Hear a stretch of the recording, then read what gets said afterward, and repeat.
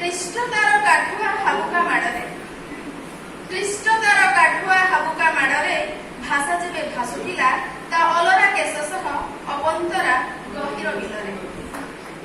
ସହଜର ଶାଣିତ ସଂକେତ ପୂର୍ଣ୍ଣ ସାରଙ୍କ ପରାକାଷ୍ଠାପଣରେ ସହଜର ଶାଣିତ ସଂକେତ ପୂର୍ଣ୍ଣ ସାରଙ୍କ ପରାକାଷ୍ଠାପଣରେ ପ୍ରୀତିପତ୍ର ପହଞ୍ଚିଲା ମଣ୍ଡଳର ଚତୁଃପାର୍ଶ୍ୱେ ବାର୍ତ୍ତାବାକ୍ସ ଭର୍ତ୍ତି ହେଲା ଜିଜ୍ଞାସାକୁ ଜାଗ୍ରତ କରିବାରେ।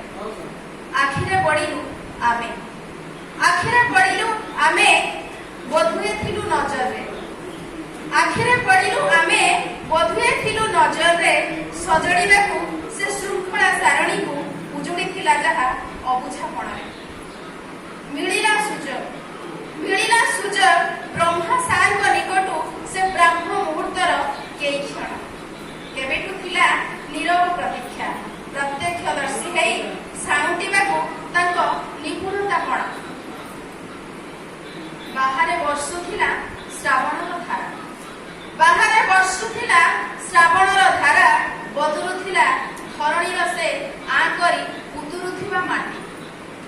ବାହାରେ ବର୍ଷୁଥିଲା ଶ୍ରାବଣର ଧାରା ବଦଳୁଥିଲା ଧରଣୀର ସେ ଆଁ କରି ଉତୁରୁଥିବା ମାଟି ଭିତରେ ଆମେ ଡାଏଟ୍ ବାଲିଆର ଚଉତରା ଛାତି ଉପରେ ଚଲାଉଥିଲୁ ସହଜର ଗୋଟି। ଭିଜୁଥିଲା ବାହାରେ ବିଲବଣ ପାଟଘାଟ ନଈନାଳ ପୋଖରୀର ଗଣ୍ଡ। ଭିଜୁଥିଲା ବାହାରେ ବିଲବଣ ପାଟଘାଟ ନଈନାଳ ପୋଖରୀର ଗଣ୍ଡ। ଖୋଜୁଥିଲୁ ଆମେ ସ୍ପଷ୍ଟତାର ସାନ୍ନିଧ୍ୟରେ ଖୋଜି ଭାଷାର ବିକାଶ ବ୍ରହ୍ମାଣ୍ଡ।